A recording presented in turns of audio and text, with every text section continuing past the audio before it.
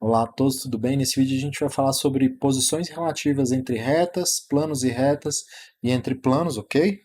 E para a gente desenvolver o que a gente vai falar nessa aula, a gente vai usar os conceitos relativos de base, dimensão, espaço gerado, soma de subespaço e coisas assim que a gente viu até agora, ok? E para começar, vamos começar com essa definição, que é a definição entre retas que são coplanares e reversas, tá? Então, dadas duas retas aqui, a reta R1 e a reta R2, a reta R1 passa pelo ponto P, a reta R2 passa pelo ponto Q, a reta R1 é gerada pelo V e a reta R2 tem vetor direção W, tá? Então elas vão ser coplanares se elas claramente estiverem no mesmo plano, tá?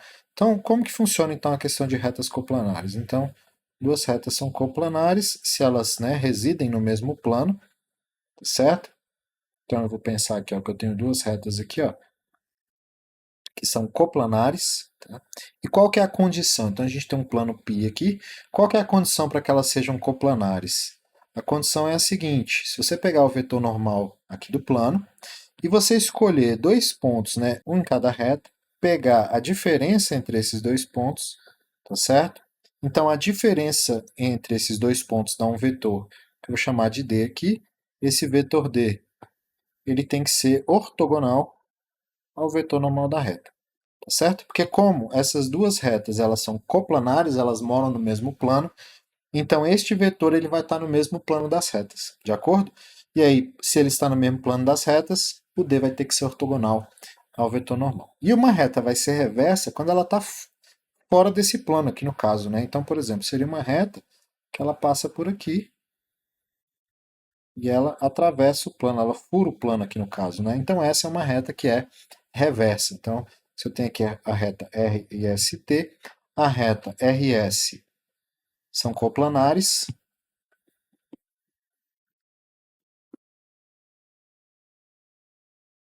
e a reta T é reversa com ambas as duas ali.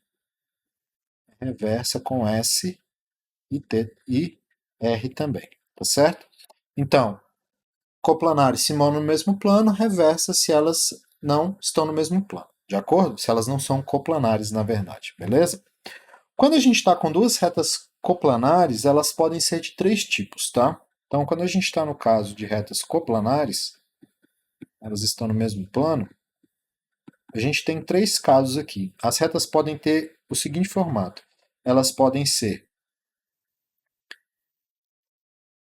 paralelas, certo? Ou seja, essa distância entre elas aqui é constante, ou se você preferir, elas não se encontram, tá?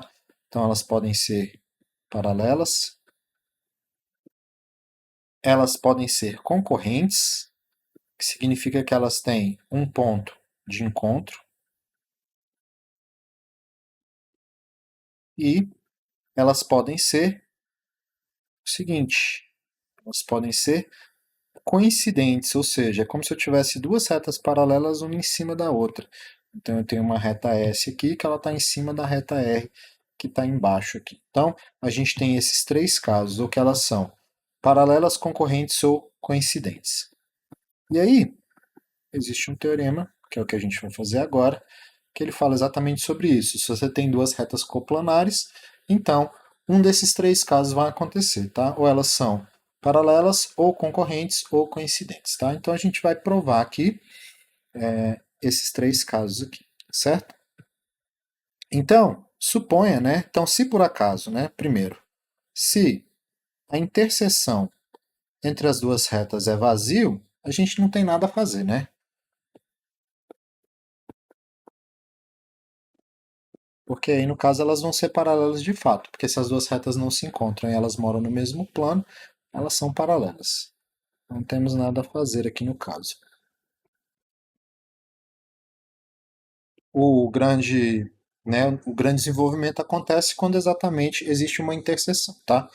Então, suponha, né, que a interseção entre essas duas retas seja não vazia, ok? Ou seja, existe um ponto, né, de encontro entre, pelo menos um ponto de encontro entre essas duas, tá? Então,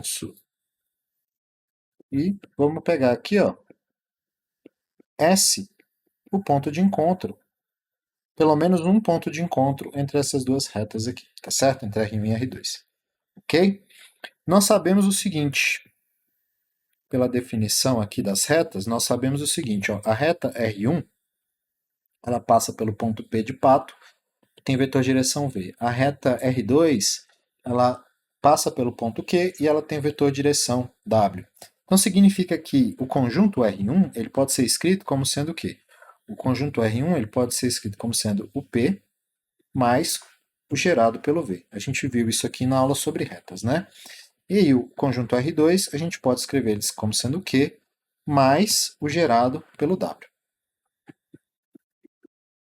No entanto, como essas retas, tanto a S, R1 quanto a R2, passam pelo ponto S de sapato, então eu posso usar isso aqui como referência. Posso usar que ela passa pelo S e ainda assim é gerado pelo V.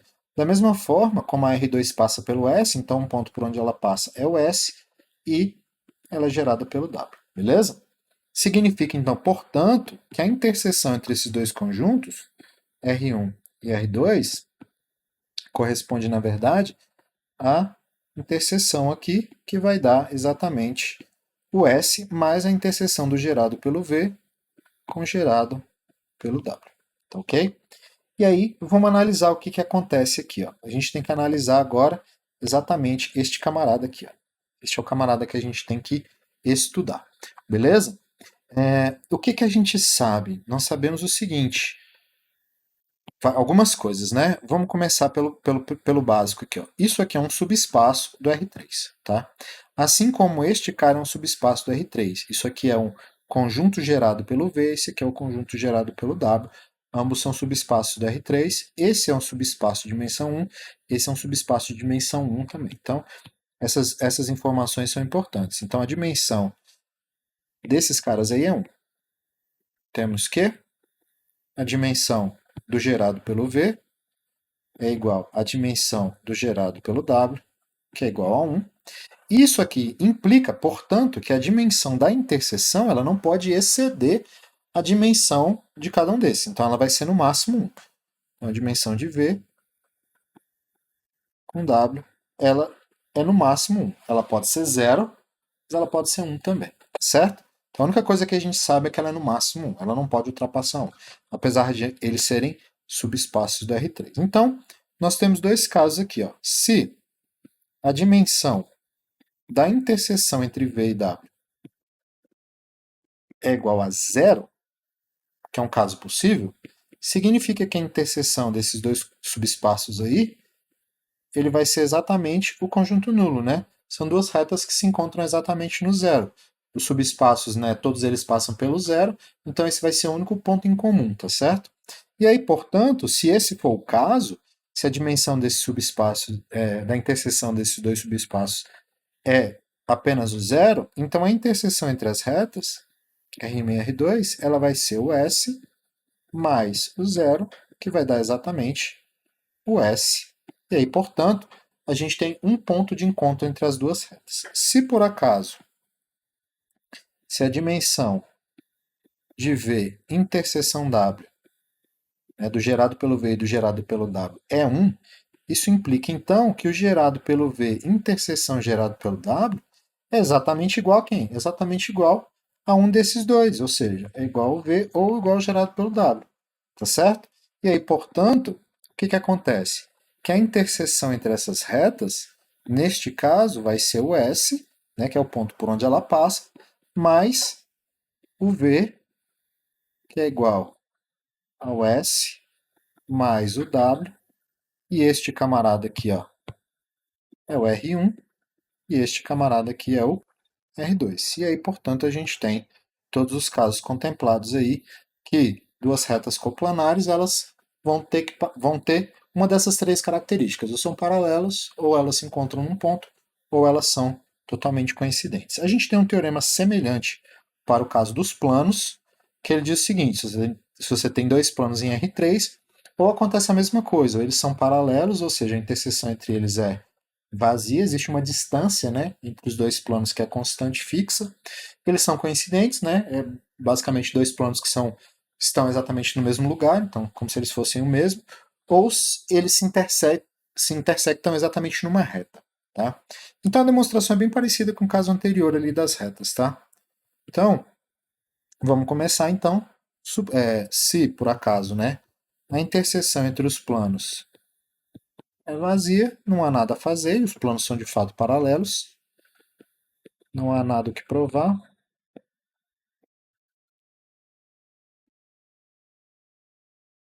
Então, suponha que não seja, né? Suponha então que a interseção entre eles seja diferente de vazio, seja não vazio. Isso aqui vai levar a gente a concluir que existe um ponto aqui dentro, né? Então existe aqui um S, né, na interseção entre esses dois planos aqui, tá ok? E aí, pela definição aqui, né, no teorema, o plano π1 ele é gerado pelo V e pelo W, V1 e W1. E o π2 ele é gerado pelo V2 e W2, tá certo? Então a gente pode concluir de forma totalmente análoga ao que a gente fez no caso da reta, que acontece o seguinte: o plano π1, né, ele pode ser dado então por quem? Pelo S mais o gerado pelo V1, W1, né, que é um espaço de dimensão 2. Então a gente está considerando isso aqui dois vetores linearmente independentes, então a dimensão desse espaço é 2. E o π2, que ele também é o S, mais o gerado pelo V1, V2, perdão, W2. V2, W2, tá certo? Também um espaço de dimensão 2, que a gente está lidando com um plano, né? Então V2 e W2 são linearmente independentes e o V1 e W1 também são linearmente independentes. Então aqui a gente vai usar esses dois para concluir algo muito parecido com o que a gente fez no caso anterior. Então se a gente fizer a interseção, a gente vai encontrar aqui que é o S de sapato, né? Mais a interseção desses dois subespaços do R3 aí, que é o gerado pelo par V1W1 e o gerado pelo V2W2. Beleza? E aqui a gente vai fazer exatamente a mesma coisa que a gente fez no caso anterior. Vai analisar a possível dimensão desse cara aqui, tá certo? Então a primeira coisa que a gente sabe, então o primeiro fato aqui que a gente sabe é como tanto este quanto este são subespaços de dimensão 2, então como, né? A dimensão do gerado pelo V1W1 é igual à dimensão do gerado pelo V2W2, que é igual a 2, então, portanto, a dimensão da interseção entre esses dois subespaços, ela não pode exceder 2. Então, né, a gente sabe que a interseção ela não vai poder exceder 2, tá certo? Significa que ela pode ser 0, 1 ou 2, tá? Então esse é o primeiro fato que a gente sabe, conhecido, que é que a interseção desses dois subespaços não vai gerar um espaço de dimensão 3, não tem como, tá? Beleza. E aí o segundo fato vem do seguinte. O segundo fato vem o seguinte. Lembrando um fato que a gente viu anteriormente, que é o seguinte. Se você tem uma soma direta de dois subespaços, então você tem aqui ó, W e S, dois subespaços, e você calcula a dimensão da soma direta, isso dá precisamente a dimensão de W mais a dimensão de S, certo? Se a soma for direta. Lembrando que a soma direta é o quê? A soma dos dois subespaços, porém a interseção entre esses subespaços só tem o zero, tá? Ok? Se nesse caso a soma direta dá isso aqui, quando a gente tem a soma sem ser a soma direta, só a soma dos dois subespaços, a gente vai ter que isso aqui é a dimensão de W mais a dimensão de S menos a dimensão da interseção entre W e S. Perfeito? Então esses fatos aqui a gente viu, né, quando a gente discutiu soma direta anteriormente, beleza? E aí, dessa segunda equação, que é o que nos interessa aqui, ó, dessa segunda equação aqui, ó, a gente vai ter o seguinte, a gente vai ter que a dimensão da interseção entre W e S, estou pegando aqui dois subespaços genéricos, ele é a dimensão de W mais a dimensão de S menos, perdão, a dimensão da soma entre W e S. Perfeito? E daqui a gente vai concluir um fato interessante. Se para a gente o W for gerado pelo V1W1 e o S o gerado pelo V2W2, são os subespaços do R2 ali no caso, a gente está interessado em saber a dimensão da interseção, olha o que vai acontecer. Vai acontecer o seguinte, então, se eu repetir aqui, ó, então este camarada aqui, ó, para a gente escrever de uma forma menos confusa, então uma coisa que a gente sabe é a dimensão do W é 2, a dimensão do S é 2 também, beleza? E qual que é a dimensão máxima que poderia ser a soma do S com W? A maior possível existente seria, no máximo, 3. Então, isso aqui é menor ou igual a 3. O que faz com que isso aqui seja maior ou igual a 1. Então, a interseção desses dois subespaços não pode, se por acaso existir, ela vai ter que ser maior ou igual a 1. Beleza? Tranquilo? E aí, então, isso aqui leva a gente a concluir o seguinte, que só existem dois casos para a gente a serem tratados, que é a dimensão de V1, W1, interseção V2, W2 ser igual a 1, tá certo? Então, significa que essa interseção, sendo L um espaço de dimensão 1, isso aqui vai ser gerado por um vetor qualquer que eu vou chamar de D aqui, tá ok? Então vai ser um espaço de dimensão 1. E aí, portanto, a interseção entre os planos P1 e P2, a interseção entre os planos P1 e P2, ele vai ser o S mais um subespaço de dimensão 1, que é uma reta. Perfeito? Que é um dos casos. Se por acaso a dimensão da interseção for 2, se a dimensão da interseção entre esses dois caras for 2, significa que a interseção ela coincide com um desses dois espaços.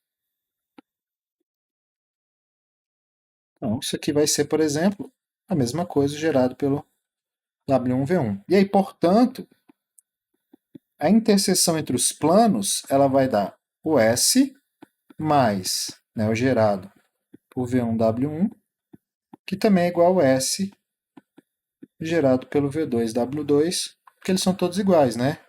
Ou seja, neste caso, a gente vai ter o π1 e neste caso a gente vai ter o π2. E aí, portanto, neste caso, a gente tem que os planos são coincidentes. E como a gente queria provar que no caso do plano, a gente só tem essas três possibilidades.